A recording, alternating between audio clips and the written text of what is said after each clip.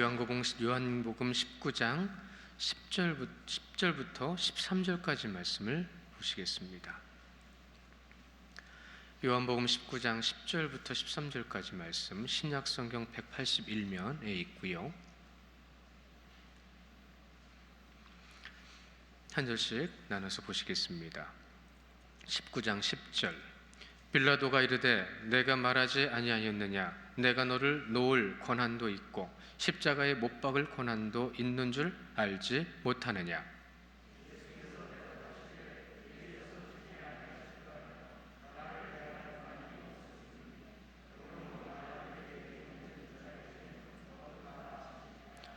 이러므로 빌라도가 예수를 놓으려고 힘썼으나 유대인들이 소리질러 이르되 이 사람을 놓으면 가이사의 충신이 아니니이다.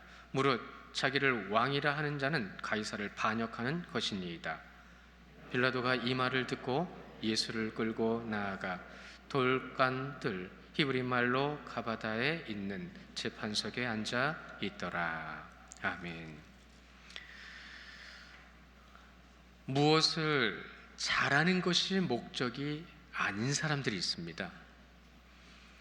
그들이 바로 성도입니다. 무엇을 잘하는 것이 목적이 아니라 하나님의 말씀에 순종하는 것이 목적이라는 거예요. 우리가 하나님을 의지하고 하나님을 바라본다고 한다면 그분의 뜻이 무엇인지를 찾아가기 위해서 우리의 모든 삶을 집중해야 합니다. 어떤 분이 정말로 힘들고 어렵게 상황의 문제를 해결하다가 정말 주님을 만나고 주님께서 도와주신 것을 느끼고 경험해서 나중에는 교회 한 세미나를 여는 곳에 나아가 세미나를 진행하게 됐어요. 근데 그분이 한 말이 참 마음에 와닿는데 그분이 하신 말이 이런 거예요. 여러분 혹시 영화 중에 예전에 했던 영화인데 태극기 휘날리며라는 영화 보셨습니까? 그 태극기 휘날리며라는 영화를 보면서 자기의 시각이 변화된 것을 깨달은 거예요. 전에 느꼈던 그 시각, 보던 시각이 아니라 이런 겁니다.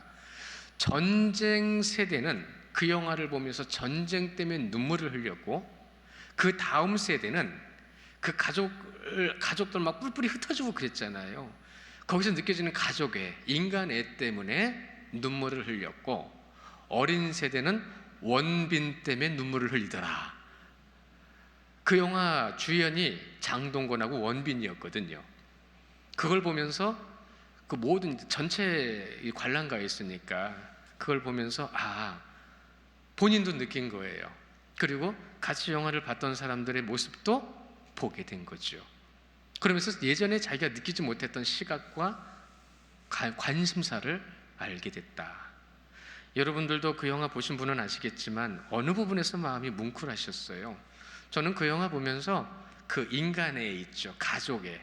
거기서 가슴이 뭉클했었습니다. 그러니까 결국은 저는 다음 세대였던 거예요. 여러분은 어디에서 마음이 뭉클하셨습니까? 혹시 기회가 되시면 한번 꼭 보세요.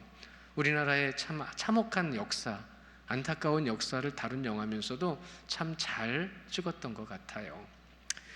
그렇습니다. 우리는 어떤 감정에 의해서 마음이 움직이기도 하고 생각이 움직이기도 합니다.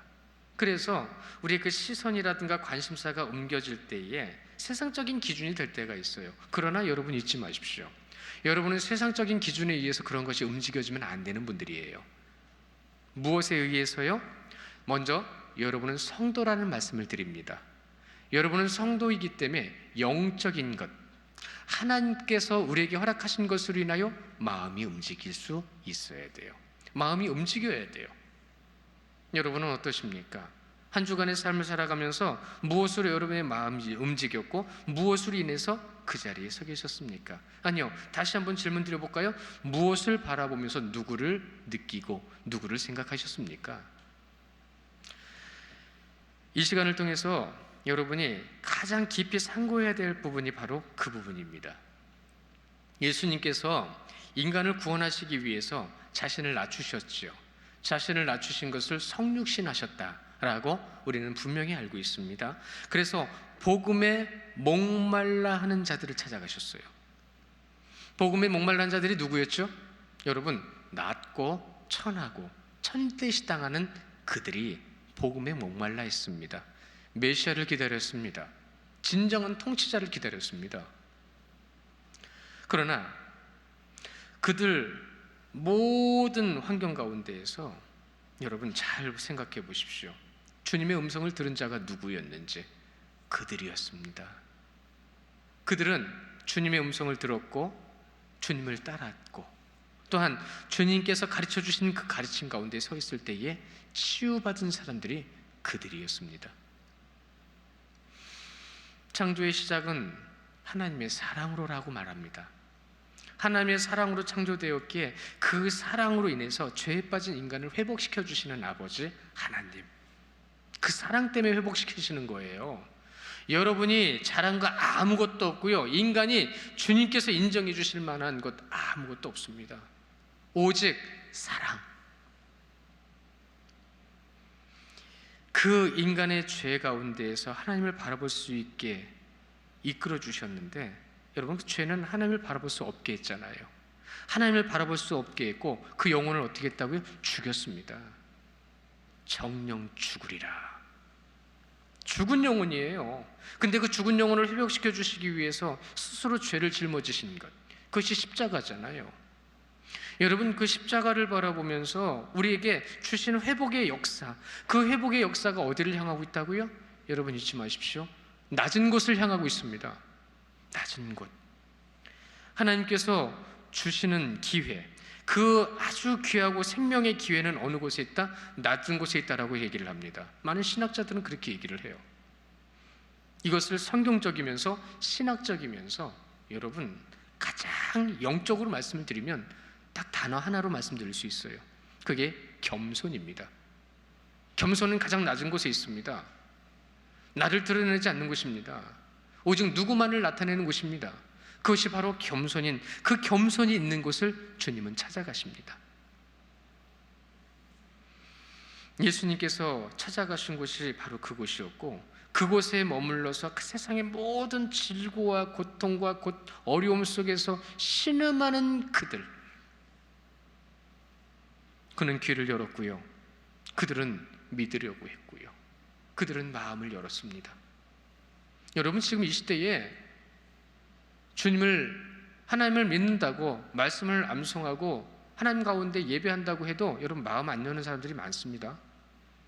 다 받아들이지 않는 사람들도 있습니다. 선택해서 내가 갖고 싶은 것만, 내가 듣고 싶은 것만, 내가 하고 싶은 것만 하는 사람들이 있습니다. 그러나 주님은 그렇게 하지 않으셨죠. 오늘 말씀 가운데 그 주님의 모습을 온전히 바라보실 수 있기를 원해요. 성도는 예수님의 십자가의 고난을 가슴 아파하고 눈물 흘린다고 하지요. 여러분, 그러나 정말로 우리가 무엇으로 눈물을 흘리고 무엇으로 가슴 아파해야 되는지를 오늘 이 말씀 가운데서 우리에게 전해주실 때에 주님께서는요 이 십자가의 육신적인 고통 때문에 고통스러워하신 것이 아니다라는 것을 여러분이 꼭 기억하셔야 됩니다. 죄로 인해서 인간이 겪고 있는 수치, 멸시, 천대, 두려움, 여러분 하나님과의 단절된 그 단절이 주님은 고통스러우셨다라는 것 여러분 잊지 마셔야 됩니다. 여러분이 이 시대에 살아가는 모든 삶의 모습 속에서 무엇이 가장 고통스러워야 되는지 잘 기억하십시오. 어차피 잠깐 살다가 이 땅에서의 삶인데 그 땅에서의 것이 너무나도 중요하고 그 땅의 것으로 인해서 여러분의 마음의 고통과 어려움과 힘듦이 있다고 한다면 여러분 그것은 십자가에 관련된 것이 아닙니다. 죄에 관련된 것으로 인해서 힘들어한다고 한다면 여러분은 십자가를 이해하지 못하는 거예요. 하나님을 바라보지 못하는 영혼들을 바라보시면서 주님은 눈물을 흘리셨어요. 그것이 주님의 고통이셨다는 겁니다. 인간에게 가장 처음으로 수치심이 들어온 때가 언제였죠? 여러분 잊지 마십시오. 그 수치심이 들어온 그때에 멸시와 천대가 함께 들어왔어요. 그래서 살인이 일어났어요. 그러면 그 수치심이 처음 들어온 때가 언제죠? 그때가 하나님께서 에덴 동산 안에서 선악과를 따먹지 말라고 하신 그것을 어겼을 때였습니다. 그들은 숨었어요. 아담아 어디 있느냐? 하나님, 제가 벗었으므로 두려워서 숨었나이다. 하나님께서 뭐라고 하셨죠? 네가 벗은 것을 누가 알려주었느냐라고. 네가 벗은 것을 누가 알려주었느냐고. 하나님의 아름다운, 가장 아름다운 창조를 있는 그대로 보지 못하게 한 것, 그것이 바로 죄였습니다. 그것을 바로 죄로 만든 것이 인간이었습니다. 네가 벗은 것을 누가 알게 하였느냐? 누가?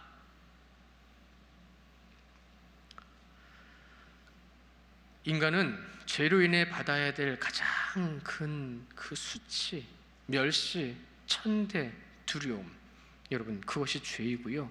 그것으로 인해서 눈물을 흘려야 되는 거예요. 주님께서 그것 때문에 십자가에 못 박히신 것입니다. 주님의 육신에서 피가 흐르고 못이 박히고 고통스러워하는 그 모습을 보면서 눈물을 흘리는 연민이 아니라, 고통만을 바라보고 눈물을 흘리는 건 연민입니다. 그런데 그 고통이 무엇인지를 알고 그 고통 때문에 눈물을 흘린다는 것은 진실과 진리를 바라보는 것입니다. 나라 잃은 슬픔 때문에 눈물을 흘리는 사람들이 우리나라에 참 많죠. 나라 잃은 슬픔, 그것은 어디의 고통이죠? 여러분, 여기의 고통이었습니다. 그들은 죽음을 불사하고도 두려워하지 않았어요. 예수님의 고통을 안타까워하는 것이 아니라 인간의 죄 때문에 안타까워한다는 것, 여러분 더 정확하게 말씀을 드려볼까요? 내 죄 때문에 눈물을 흘려야 되는 거예요. 내 죄 때문에. 그 죄 때문에 주님께서 가신 길을 여러분은 알고 있어요. 아직 자신의 죄된 모습을 보지 못하는 자는 예수님을 잘 모른다라고 한 신학자의 말이 기억납니다. 맞습니다. 내가 지금 누구를 믿고 있고 그분이 무엇을 위해서 우리에게 사랑을 주셨는지 모른다라는 거예요. 그러면서 믿음을 가지고 있다라고 얘기하는 오늘 유대인들을 여러분은 확인하게 되실 겁니다. 자신들은 신앙의 정점에 있다라고 얘기하지만 자신들이 가지고 있는 믿음이 무엇인지를 완전히 민낯을 드러낸 순간을 여러분은 보시게 될 거예요. 인간이 얼마나 많은 불법을 행했는지 십자가를 통해서 말씀해 주시는 것이고, 하나님의 말씀은 온데간데 없어요. 자신들이 정한 법, 자신들의 주장, 자신들이 하고 싶은 걸 해야 되는 거예요. 여러분, 그게 죄입니다. 예수님을 빌라도 관정까지 이끌어간 세상의 그 불법을 우리는 지금 보고 있어요.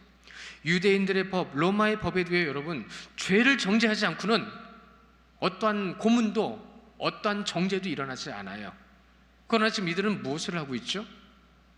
어떠한 죄인지 물어보지도 않고 끌고 가서 바로, 데려가서 바로 무엇을 하고 있는지 여러분 오늘 말씀 함께 보시기를 원해요. 19장 1절부터 3절 말씀입니다. 19장 1절부터 3절 말씀 우리 한 목소리를 크게 같이 보십니다. 시작. 이에 빌라도가 예수를 데려다가 채찍질하더라. 군인들이 가시나무로 관을 엮어 그의 머리에 씌우고 자색 옷을 입히고 앞에 가서 이르되 유대인의 왕이여 평안할지어다 하며 손으로 때리더라. 여러분, 네 죄가 뭐냐라고 물어보는 것이 없어요. 먼저 무엇이요? 폭력이요. 먼저 무엇이요? 멸시와 천대가 누구에게요? 예수님에게요.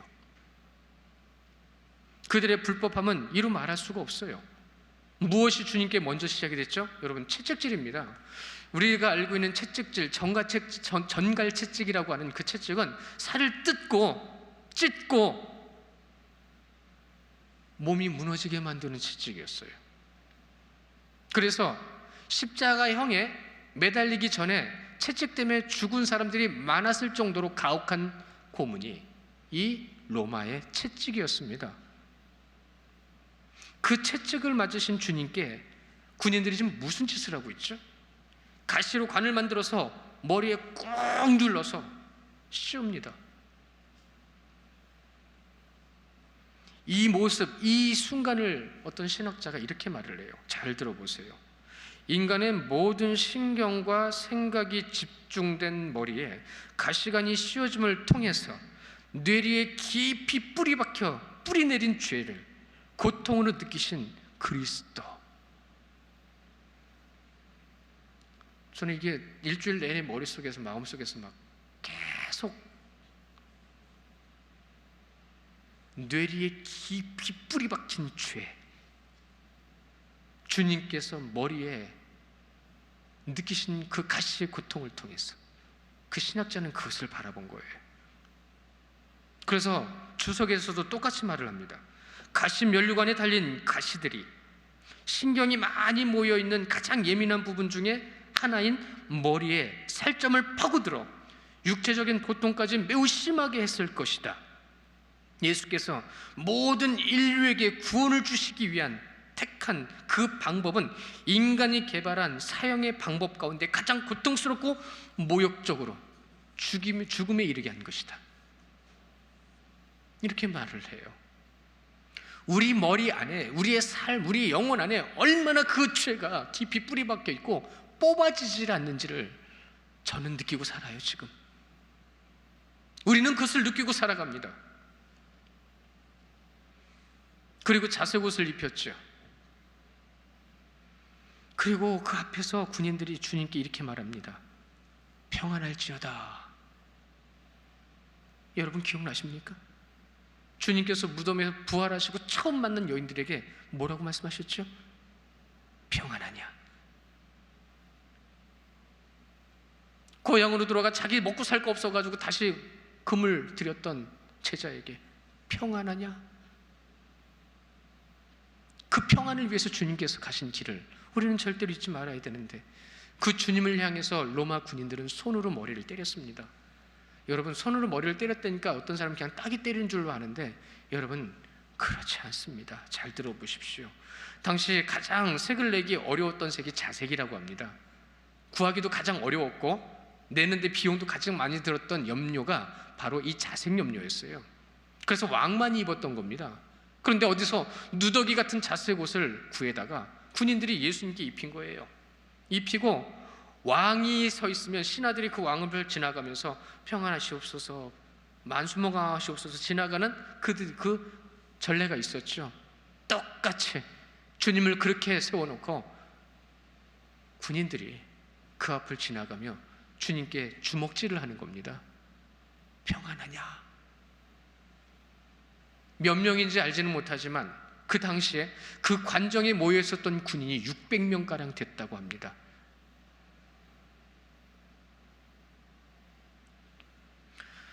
사실 빌라도는 예수님이 죄가 없는 걸 알기에 풀어주기 위해서 이러한 모욕을 가했다라고 성경은 말하고 있어요. 이렇게 정리를 제가 해봤는데요, 과시관 때문에 흐른 머리의 피는 군인들에 의해서 멍들고 부어오른 얼굴에 흘렀고, 누더기 같은 자색옷은 채찍질로 인해 흐른 피와 함께 엉겨부터 더욱 붉게 보였을 것입니다. 누구 죄 때문에요? 죄도 정리되지 않은 예수님을 이렇게 만들었어요.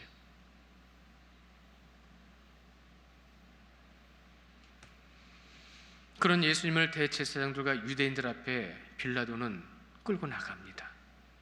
그리고 첫 말이 이렇습니다. 이 사람을 보라.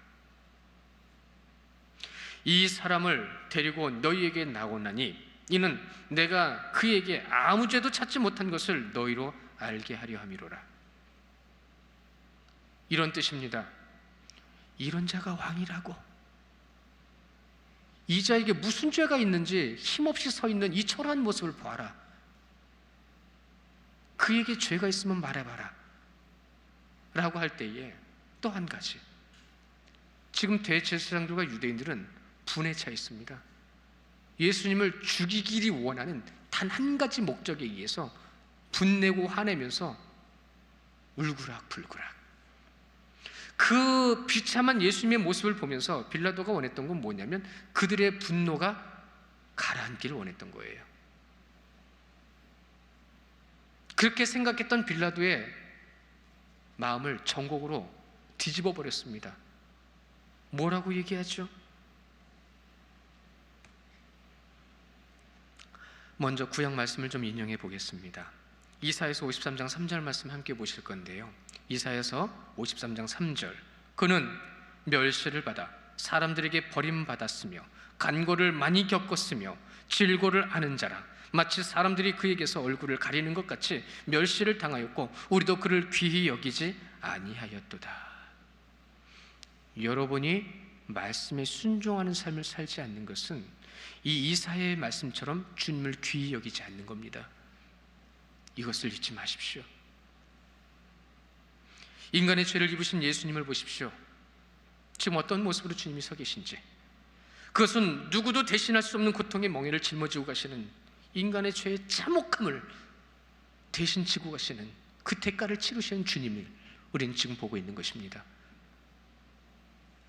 죄가 어떤 것인지를 예수님께서 그 걸어가신 십자가에서 우리에게 친히 보여주시는 것, 여러분 죄에 대한 인식을 분명히 하셔야 됩니다. 예수님이 우리의 죄를 지고 십자가를 지고 가신 그 길이 슬프고 고통스럽고 죄송한 게 아니라 죄 때문에 그렇게 하셨다는 것, 내 죄 때문에 그렇게 하셨다는 것을 여러분이 분명히 인식하셔야 된다는 거예요. 그 죄로 인하여 그 참혹한 대가를 이루신 주님을 보십시오. 그러나 지금 유대인들은 무엇을 하고 있죠? 우리의 왕이신 주님께서 그렇게 서 계신 그 자리에서 그들은 좀 뭘 하고 있냐는 겁니다. 변화가 없어요. 변화가 없어요. 성경은 변화 없는 자들, 변화되지 않는 자들 이렇게 표현하죠. 화인 맞은 자들, 양심에 인침받은 자들. 이사야서 53장 6절 말씀을 또 같이 보실까요? 이거 암송하신 말씀인데, 이 말씀은 암송하신 분들은 암송하시고 암송 잘 안 되신 분들은 보고하시고. 시작. 우리는 다 양 같아서 그릇 행하여 각기 제 길로 갔거늘 여호와께서는 우리 모든 죄악을 그에게 담당시키셨도다. 무엇을요? 내 죄를요. 사도 요한은 700년이나 앞서 있는 이사야의 말을 지금 아주 강하게 암시하고 있어요. 아주 강하게 전달하고 있단 말입니다. 6절 말씀을 한번 보십시오. 6절에 이렇게 기록되어 있습니다. 예수를 보고 소리질러 이르되 십자가에 못 박이소서, 십자가에 못 박이소서. 15절로 가보실까요? 15절에서도 그들이 소리를 질러 없이 하소서, 없이 하소서, 십자가에 못 박게 하소서. 주님이 그 길을 가시는 겁니다. 700년 전 이사야의 말씀에 예언하신 그 말씀이 그대로 지금 이루어지고 있습니다. 여러분 잘 아시잖아요. 기억하시죠? 사도행전 말씀과 요한복음의 말씀을 강의하는 중에서 여러분들 유대인들이 얼마나 많은 선동 속에서 선동을 당하고 있는지를 여러분은 보셨어요. 그게 무슨 일인지도 모르고 거기에서 같이 선동되고 같이 나아갈 때 여러분 그들이 가장 선동되어졌던 가장 큰 목적과 이유와 문제 중에 하나가 뭐냐면 그들을 선동한 자들이 대제사장이고 유대인들이었다는 것입니다. 유대의 종교 지도자들이었다는 것입니다. 그게 뭔지도 모르고 출교당하지 않게 하기 위한 노력이었을 뿐이었어요. 지금 뭐 교회에서 쫓겨난다 그러면 두려워할 사람들 아무도 없더라고요. 옆에 교회 가면 되지 뭐. 세상이 어떻게 변했는지를 보십시오. 주님을 제대로 믿지 않는 자들조차도 교회에서 출교당하는 것이 두려웠던 시대가 있었습니다. 근데 지금은 교회에서 출교당하는 것이 두렵지를 않아요. 오히려 나갑니다. 본인이 까짓 건 뭐 이런 건 뭐. 그런데 그렇게 얘기하시죠. 여기에서 해결되지 않고 딴 교회 가면 거기엔 더 큰 거 있다고. 왠지 아십니까? 그 문제가 더 커서가 아니라 내 마음의 기준은 확고해졌기 때문에 그 문제는 절대로 용납되지 않는 겁니다. 그러니까 그 교회 가서도 그 문제가 있으면 용납 못하는 거예요. 그러니까 더 큰 문제 생기는 거예요. 이 말이 무슨 말인지를 깨달아지시기를 원하고요. 이때와 똑같은 때가 있었어요. 선동당하고 조종당하고. 그것이 바로 중세 로마 가톨릭입니다. 오직 하나님의 말씀은 성직자의 소유였어요. 그 누구도 말씀을 볼 수가 없어요. 알 수도 없어요. 알아듣지도 못하는 라틴어로 말씀을 읽어내면 그 분위기와 그 음악에 압도돼 가지고 왜 성당이 그렇게 어마어마한 분위기와 어마어마한 조각 작품들로 여러분 만들어진 줄 아십니까? 깨닫지 못하는 말씀은 성직자의 것이고 그들은 교회에 들어옴을 통하여 거기에 있는 모든 분위기에 압도당하게 하기 위한 하나의 방편이었던 거예요. 이걸 몰라요. 교회는 그래서 아름다워야 된다고 얘기를 해요. 그래서 교회 분위기는 좋아야 된다고 얘기합니다. 여러분은 말씀에 세워지시기를 축원합니다. 여러분은 예수 그리스도의 그 십자가로 인하여 주님 앞에 세워지시는 자들 되시기를 축원합니다. 그것이 믿음입니다.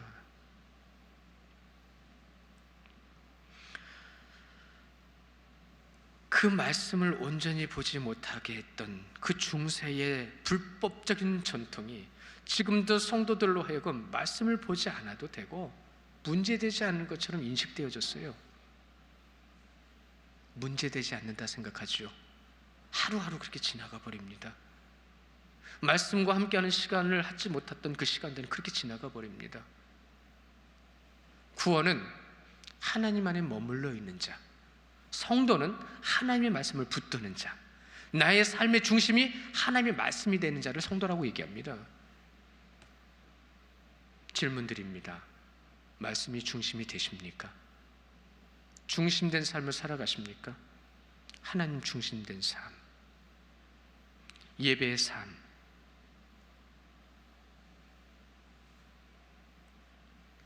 (15제) 없이 하소서, 없이 하소서라고 했죠. 이 없이 하소서가 원문의 뜻이 무엇이냐면 높이 다소서, 높이 다소서란 얘기입니다. 좀 더 의역을 해볼까요? 생명을 없게 하소서, 생명을 빼앗으소서, 저주받아서 그를 죽게 하소서, 죽게 하소서. 신명기 21장 23절 말씀을 함께 보시기 원하는데요, 신명기 21장 23절, 나무에 달린 자는 여호와께 저주를 받았습니다. 그렇게 말씀하셨습니다. 그런데 갈라디아서 3장 13절 말씀도 이어서 보시면 이렇습니다.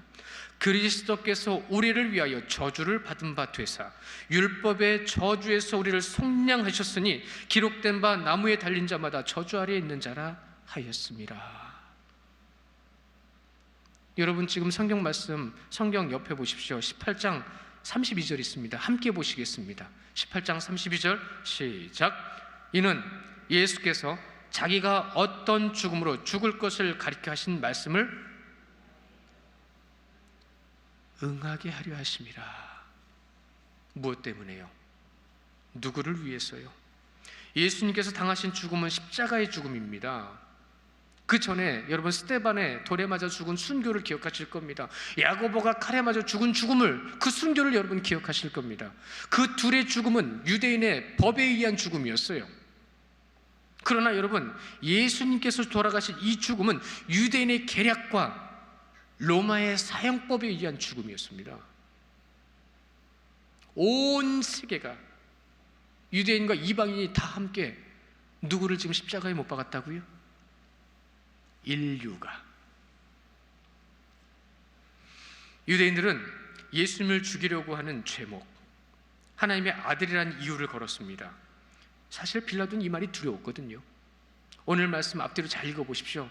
빌라도가 무엇을 두려워했는지. 사실 여러분 빌라도가 두려워했던 것 중에 첫 번째는 아무 죄도 없는 유대인들이 예수를 끌고 와서 죽이려고 한다, 죽여야 된다고 하는 말에 굉장히 큰 의문과 왠지 모를 두려움을 가졌다고 합니다. 두 번째로는 아내가 와서 얘기를 했어요. 그 사람 때문에 내가 밤새 힘들었나이다. 그 사람에게 아무 짓도 하지 마소서. 이게 무슨 말일까 하면서 두려움을 가졌다고 합니다. 그리고 나서 유대인에게 그 비참한 모습으로 주님을 끌고 나갔을 때 유대인들이 하는 말이 무엇이냐면 그가 하나님의 아들이라고 라고 하는 말, 아들이 아니란 말이다 라고 하는 그들의 유대인들의 말을 통해서 큰 두려움을 가졌다고 합니다. 여기서 전해지는 기록에 의하면 이 빌라도는 예수님의 모습 안에서 알 수 없는 두려운 권위를 느꼈다고 해요. 두려운 권위를 느꼈다고 해요. 그 권위를 느끼는 그가 그래서 꺼낸 말이 무엇이냐면 권한입니다. 권한. 내가 무슨 권한이 있는지 아느냐? 내가 가지고 있는 권한은 생사여탈권이다. 사람을 살릴 수도 있고 죽일 수도 있는 권한을 황제가 나에게 부여했기 때문에 네가 나에게 살려달라고 하면 내가 살려주겠노라. 꼭 40일 금식기도 하시고 광야에서 시험 받으실 때에 사단이 주님께서 한 말과 똑같아요. 주님이 아무 말 안 하시고 조용히 그 고통을 감내하고 계시는 그 모습을 보면서 빌라도는 더 두려웠다고 합니다. 권위, 권한. 빌라도가 말하는 것은 권한입니다.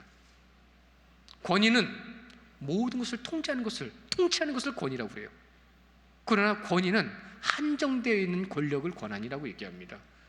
치졸한 인간의 권한을 가지고 예수님 앞에 영원한 생명과 죽음을 주장하시는 그분 앞에 그 말을 하고 있어요. 나는 황제의 권한을 가지고 있다고. 주님은 그래서 이렇게 말씀하십니다. 위에서 주지 아니하셨더라면 나를 해할 권한이 없었으리니 그러므로 나를 내게 넘겨준 자들은 그들의 죄는 더 크도다. 그들의 죄는 더 크도다. 이제는 빌라도의 중심과 유대인의 중심이 다 드러납니다. 진실도 지키지 못하는 치졸한 인간의 권력을 얘기하는 빌라도와 자기들은 의인이라고 말하지만 의인이 아닌 죄인의 모습인 것을 드러내는 유대인들을 우리는 지금 보고 있습니다. 자신은 죄가 없다는 것을 만천하에 보이고 싶어서 빌라도는 손을 씻었지요. 손을 씻고 진실을 외면하면서 예수님을 십자가에 처형하도록 내줍니다. 십자가형, 여러분, 그건 로마의 십자가 사형이었어요. 로마 것이라고요. 유대인이 할 수 없는 것이었어요. 로마 군인에 의해서만 십자가에 못을 박을 수 있기 때문에 유대인들이 요청한 게 십자가형이었습니다. 유대인들을 보십시오. 자신들의 정체가 다 드러나죠. 자신들의 왕은 가이사라고 얘기합니다. 12절에 보시면 이렇게 말하죠. 이 사람을 놓으면 가이사의 충신이 아니니이다. 무릇 자기를 왕이라고 하는 자는 가이사를 반역하는 것이니이다. 유대인의 말입니다. 로마인들의 말이 아니에요. 또한 15절을 보십시오. 대제사장들이 대답하되 가이사 외에는 우리에게 왕이 없나이다. 여러분, 이 대제사장들과 유대인들이 빌라도의 관정에 왜 안 들어갔죠? 거기는 이방인의 관정이라서 부정 탈까 봐 안 들어간 거예요. 근데 그 부정 타지 않기 위한 목적이 뭐죠? 유월절을 준비하는 자들입니다. 유월절을 준비하는 자들의 입에서 무슨 말이 나왔죠? 가이사 외에는 왕이 없나이다. 그런데 거기다 대고 빌라도는 뭐라고 얘기하죠? 보라! 이 사람을 보라. 유대인의 왕이라 라는 말을 하고 있어요. 이런 아이러니가 어디 있죠? 이런 말도 안 되는 상황이 어디 있냐는 말입니다. 끝으로 13절 말씀 잠깐 나누기 원합니다. 빌라도가 이 말을 듣고 예수를 끌고 나가서 돌을 깐 뜰, 히브리 말로 가바다에 있는 재판석에 앉았더라. 유대인들의 반응이 결국은 빌라도로 하여금 최종 판결을 내릴 수밖에 없는 재판의 자리로 옮겨간 겁니다. 거기가 이 돌을 네모랗게 깐 돌을 얘기하는 거거든요. 다바다가. 거기에 재판석이 있었어요. 거기로 예수를 끌고 간 거예요. 거기에 중요한 단어가 하나 나옵니다. 에카디센. 앉았더라. 에카디센. 사도 요한은 이 말에 엄청난 의미를 지금 우리에게 전해주고 있는 거예요. 그것이 무엇이냐면 에카디센이라는 것은 앉혔다, 앉았다. 그러니까 타동사 자동사인데요. 이 앉혔다와 앉았다라는 의미를 같이 가지고 있어요. 이것이 무엇을 의미하는 것인지 잘 들어보십시오.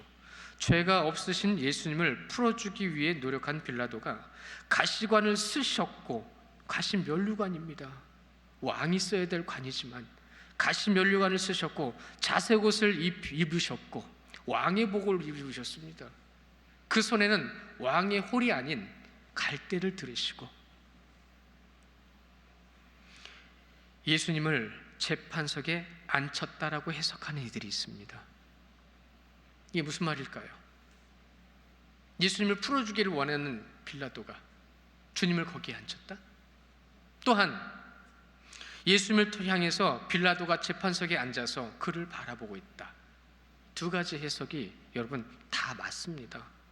무엇을 의미하는 거냐면 사도 요한은 만왕의 왕이신 예수께서 세상의 죄를 판결하시기 위해서 진정한 재판관으로 그 자리에 참혹한 모습으로 서 계셨다. 인간의 죄를 사해 주시기 위해서, 인간의 죄를 정죄하기 위한 그 자리에 주님은 그렇게 서 계셨다라는 해석.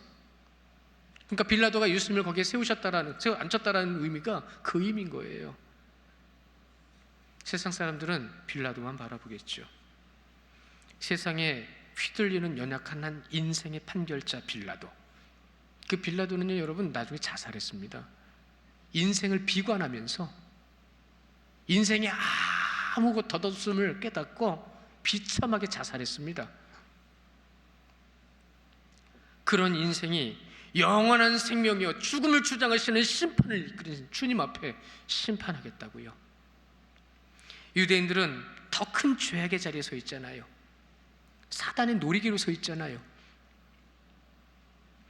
빌라도는 대제사장들과 유대인들을 향해서 보라, 이 사람이라. 유대인들은 뭐라고 얘기하죠? 이 사람은 우리 왕이 아니라 죽어야 된다. 우리는 오직 가이사의 충신이다. 완전한 인간으로 오신 예수님을 가장 분명하게 증거해 주신 증언이라는 말 있습니다. 맞죠? 인간의 십자가에 못 박은 그들의 모습 가운데 주님을 하나님이 아닌 한 인간으로만 봤다라는 것은 진정한 인간으로 오셨다는 것을 증언했다는 거예요. 그 주님께서 지금 무엇을 하고 계십니까? 인간의 몸을 입고 모든 인간의 참혹한 죄를 다 짊어지시고 지금 고통의 자리에 서 계신 겁니다. 빌라도는 두려웠습니다. 그가 두려웠기에 거기서 한 걸음만 더 나갔더라면, 그가 그 한 걸음만 더 나가 주님이 누구냐고 그의 말을 좀 더 깊이 묻고 믿었더라면 그의 말대로 됐을 것입니다. 이는 유대인의 왕이라. 더 그 한 발자국 그걸 나가지 못해서 빌라도는 비참한 죽음의 최후를 맞이하여 영원한 죽음의 심판대에서 주님을 만났을 것입니다. 사랑하는 성도 여러분, 우리는 만왕의 왕이신 예수 그리스도를 믿습니다. 믿으시면 아멘. 완전한 사람으로 오셨고 완전한 하나님으로 우리에게 사랑을 주셨습니다.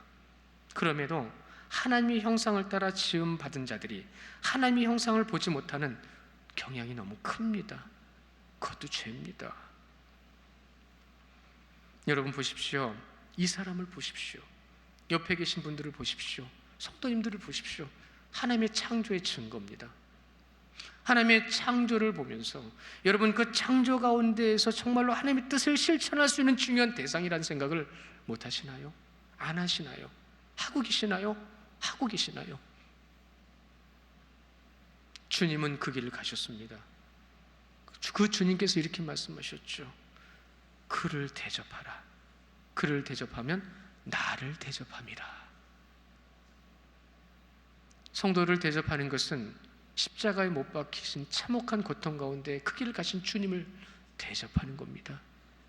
그 죄가 없어지고 그 죄를 이기고 주의 놀라우신 은혜와 그 사랑을 통해서 아버지 앞에 쓰임받는 자의 모습, 이 사람을 보라. 이 성도님들을 보십시오. 그로 인해서 하나님을 섬기는, 그 섬김을 통하여 하나님의 놀라우신 은혜와 사랑 가운데 쓰임받는 우리 성도님들 되시기를 주님의 이름으로 축원합니다. 기도하겠습니다. 아버지 하나님,